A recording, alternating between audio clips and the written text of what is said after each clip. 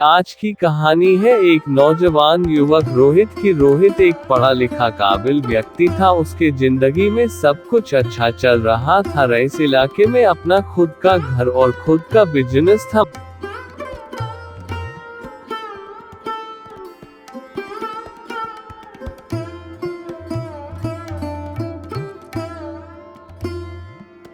मगर जब से रोहित की शादी हुई, जैसे उसकी जिंदगी ही बदल गई। बिजनेस में बहुत बड़ा नुकसान हो गया, जिसका असर उसके पर्सनल जिंदगी पर भी होने लगा। अक्सर पति पत्नी में किसी न किसी बात पर झगड़ा होता था और यह झगड़ा आखिरकार तलाक में बदल गया।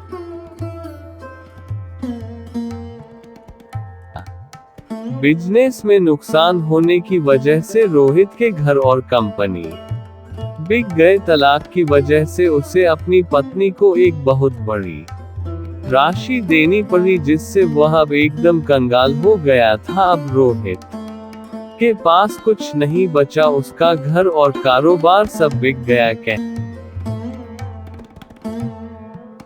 तो बस उसके सिर्फ 60,000 ही बच गए थे। 60,000 होगा क्या, वह समझ नहीं पा रहा था। उसने अपनी जिंदगी को पलट कर देखा तो समझ में आया कि उसकी पर्सनल लाइफ तबाह हो गई। रिश्तों के नाम पर कुछ नहीं बचा। पत्नी चली गई और पैसों के नाम पर इसके पास सिर्फ और सिर्फ 60,000 ही थे। इसको एक ही ख्याल आया, दुनिया छोड़कर चला जाता हूँ, जान दे देता हूँ। यह ख्याल इसको आया ही था, तभी दूसरा ख्याल आया कि मेरे पास तो 60,000 बचे हैं, थोड़ी मौज मस्ती करता हूँ, फिर मर जाता हूँ। इन 60,000 को तो खत्म कर दूं। जब सब कुछ खत्म हो गया ही है तो इन्हें रखकर क्या फायदा।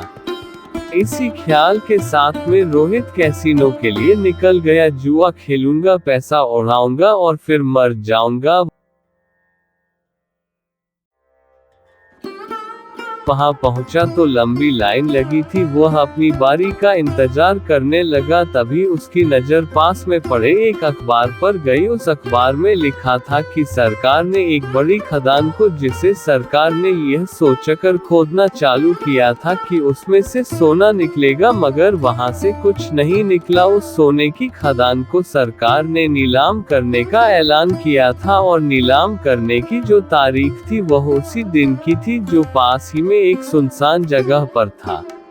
रोहित ने जब यह तो उसने सोचा, जुए में पैसा उड़ाने से अच्छा है नीलामी में शामिल होता हूँ, कुछ तो अलग करूँ। दिमाग तो उसका वैसे भी ठीक चल नहीं रहा था। उसने सोचा जुआ छोड़ो, यहाँ चलते हैं। सवारी पकड़कर पहुँच गया खदान के पास, जहाँ पर नीलामी की तैयारी चल रही थी। इतना बड़ा खड़ा जिसमें से कुछ भी नहीं निकला। सरकार ने भी खुदाई करके उम्मीद छोड़ दी थी और ये वहाँ पहुँच गया। रोहित सोचने लगा, अगर नीलामी में मुझे कुछ मिल गया तो ठीक है, नहीं तो फिर इसी खदान में कूद करके अपनी जान दे दूंगा। थोड़ी देर में नीलामी शुरू हो गई। यह इंतजार करने लगा कि और कोई भी आ जाए, पर इसके लिए सबसे बड़ा सरप्राइज यही था कि वहां नीलामी में और कोई नहीं आया था। सिर्फ यह इकलौता व्यक्ति था जो उस नीलामी में भाग लेने आया था और मजबूरन वह खदान रोहित के नाम कर दी गई। 60,000 में इतनी बड़ी खदान इसके नाम कर दी गई।